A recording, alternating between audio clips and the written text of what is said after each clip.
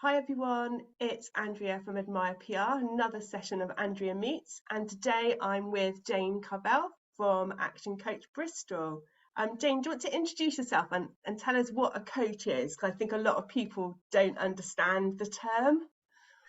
Thanks, Andrea. Yeah, so I'm Jane Carvell. I've been an action coach 3 years and an action coach Bristol firm since I decided to kind of join forces with Gary Keating to deliver business coaching in the Bristol area. But prior to that, I kind of come from a financial services, third sector, public service, organizational change, cultural development, and coaching background. So I've been coaching for about 15 years. And I do both a mixture of transactional and transformational coaching. So some of it's a little bit weird. And some of it's quite straightforward. And the weird and the straightforward kind of come together to make quite an amazing toolkit. But the question is, what is a coach? And it's a great question because, you know, coaching is kind of like very well known in the sporting industry. You know, if you look at football, I mean, just have to look at the women's football team right now. And they've got a spectacular coach, you know, and, you know, coaching is all about enabling someone else to be the best version of themselves. So that might be shining a light on areas that they need to improve on, celebrating areas they're really good at, but most of all, getting perspective on themselves. You know, it's this, you know, it's really hard for us to get perspective on ourselves. I have a coach because I get in my own way. Yeah. You know, we like what we like, right? Yeah. And we kind of avoid the things we don't, and therefore we miss out on maybe some of the things that we could do better. Yeah. And the other purpose of coaching is accountability. So that kind of slopey shoulder moment when you've got something you have to do that's actually going to move towards a really good goal, and you kind of leave it lastminute.com, or you kind of tuck it under. You know, the coach holds the accountability for that. So the women's football team are doing, you know, we've just had a conversation about that, how amazing they're being. And to get to that level, they would have to have trained, you know, hours and hours, days, weeks, months, years to get to this standard. And you can imagine, you know, what it's like when you can't go out and go to the pub and have a beer, or maybe go and have a McDonald's or you have to go running in the rain at 6 o'clock in the morning on a Sunday. And, you know, that whole thing is that it's very easy for us to let ourselves off the hook.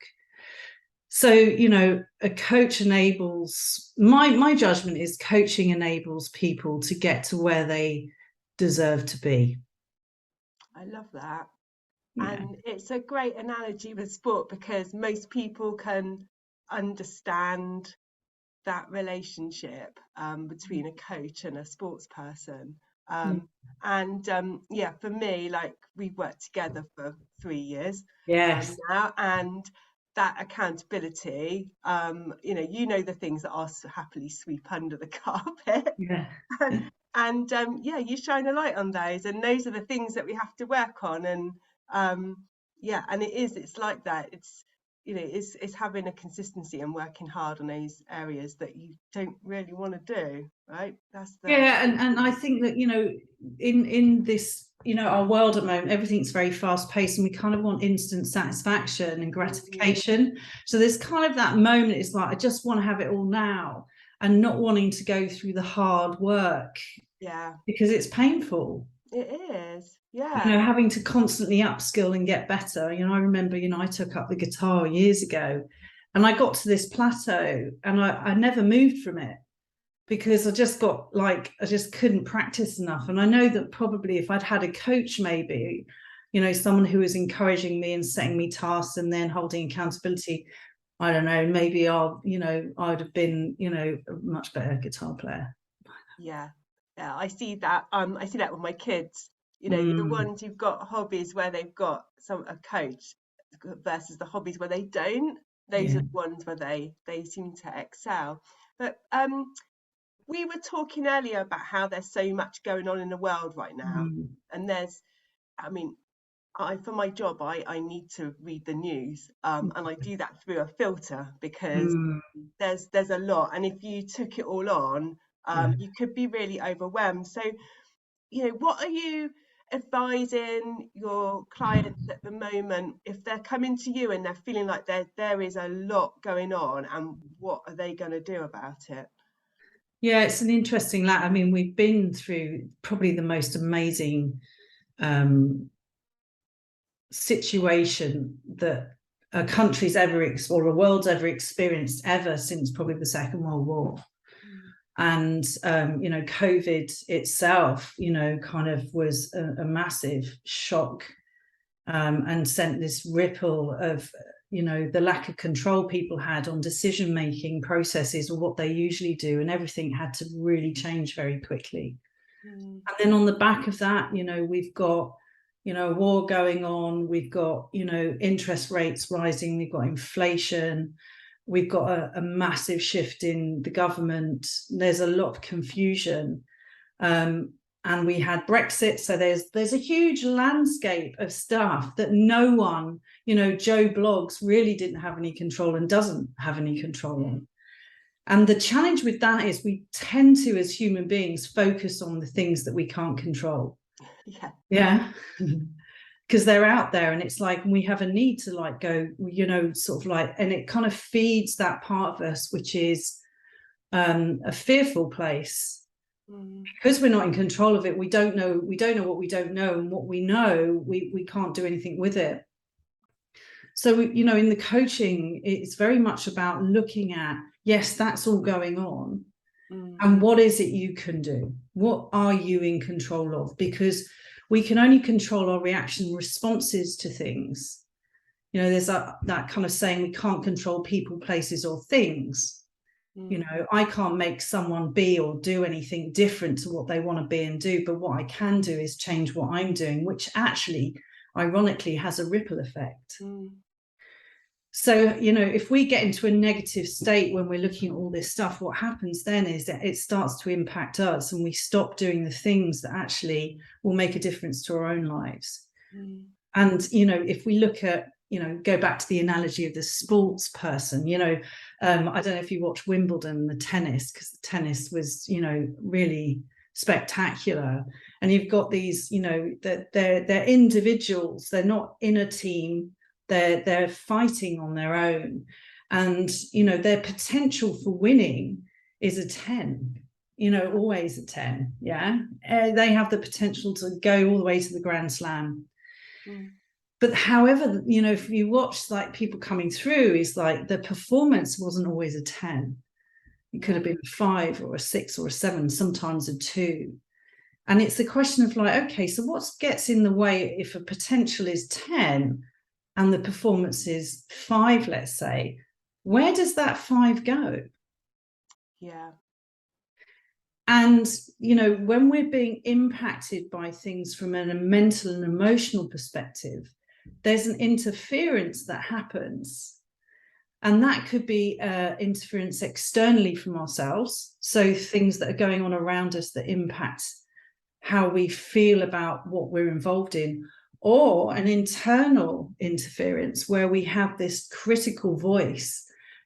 Yeah, you know that one. Yeah. Yapping on in the background, or maybe 3 of them, basically undermining, who we are and what we can achieve. Yeah. So, one of the things that I love doing with clients is working on that kind of internal, particularly the internal voice, because we can say like, we can't control the government at the moment. We can't control the interest rates. We can't control what's happening, in Europe or Ukraine or. So what can we do? And particularly in business, which is where I focus a lot on for small, medium entrepreneurs, is like, what is it they can do inch by inch, day by day, that's going to make a little difference to everything that they want to achieve? So there's no big like, oh, we've got to totally change something. It's more actually the incremental kind of grains of sand that go on a scale, and then it tips. Yeah. But the challenge there is that when there's that internal interference going on, it's kind of been there for a long, long time. It's nothing new, right? Yeah. So we might have picked it up from school, we might have picked it up from our parents, our heritage, something might have happened. And we then look back to that, and that thing's running unconsciously in the background, basically telling us that we're not good enough. Mm. Or who are you to think that you could actually achieve that big, hairy, audacious goal? Or it could be, who are you to think you're a business owner? Mm. You know, that kind of like moment where people actually feel that they, you know, they don't belong somewhere. Yeah. So working with those kind of like interferences means that when you can get for yourself that your potential is always a 10, and we can look at the performance part and go, how do we move it from a 5 to a 6? Just 1 point up. Yeah. We can look at the things that are getting in the way and interfering with that. And sometimes, and it can be game changing, you know, we call them BFOs, blinding flashes of the obvious. You know, when those go off and go, oh, I know where that came from. And suddenly it's a story. Yeah. It was never true in the beginning, and it certainly isn't true now. Yeah. Yeah. So like, you know, I get a lot of, I get, we could do a coaching session right now.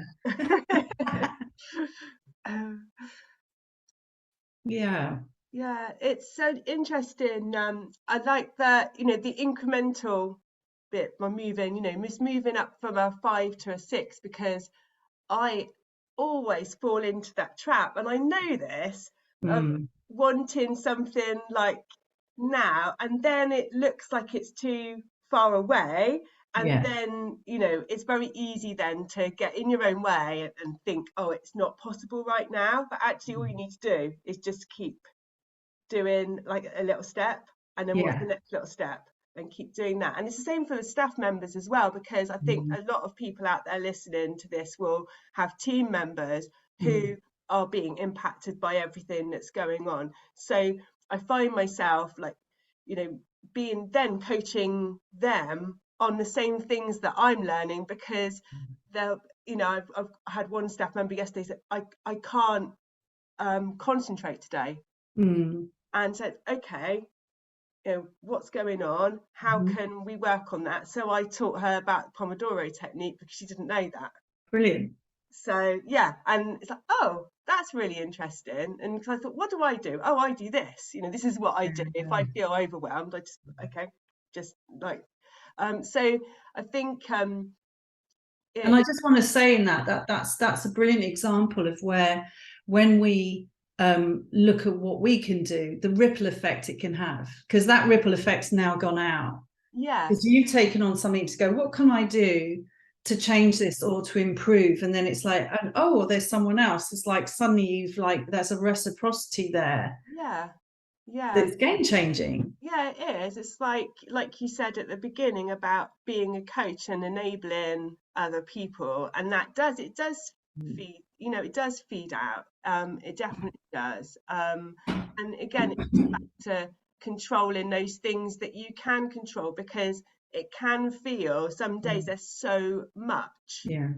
And it's very easy to be like the rabbit in the headlights and just go, and then nothing happens. And the overwhelm. Yeah. And it's interesting because, like, you know, we use, as you know, a generalized principle that's called the point of power. And, you know, there's a point of power, but when we're below that point of power, we kind of go into that kind of blame, excuses, denial place, which a lot of the times unconscious, we don't actually know that we're doing it. But what that does is it comes out of a lot of fear. So instead of going, I could just do one thing today that's going to make a difference, we go, well, I can't get there because it's too big. You know, we disable ourselves by going, yeah, it's all too much, so I'm not going to do anything. And it's like just that one little thing, and then that one little thing builds on another thing, and suddenly, you know, we're expanding. You know, we say, like, you know, it takes 3 months to change a habit. It takes, you know, 3 months to actually build something. And like, we break everything down into those into 90-day kind of plans, which is a 3-month stretch. So we've got our big, hairy, audacious goal, which is 5 years, and then we break that down into 3 1 year. But then we're always breaking it down into the bite-sized chunks. That's everything that's being done is leading up to that big moment. And I think that, you know, this is the challenge, is that we do want everything now, and it's just not possible. Yeah. And actually what happens then is that we, in 5 years' time, we look at it and we go, oh, I really wish I had ... Yeah. Yeah. Well, let's put this out there and help some more people. Yeah, brilliant. To their 5-year thing, because, you know, they take on some advice and help. Yeah, and I do complimentary sessions, 90-minute complimentary sessions. So, you know, we did a huge amount of pro bono coaching over the lockdown for SMEs. So, you know, if people are interested in that, then yeah. I'll put your details with the video. Thank you, Jane. You're welcome. It's such a pleasure talking to you, Andrea, as always. Yeah, thank you so much.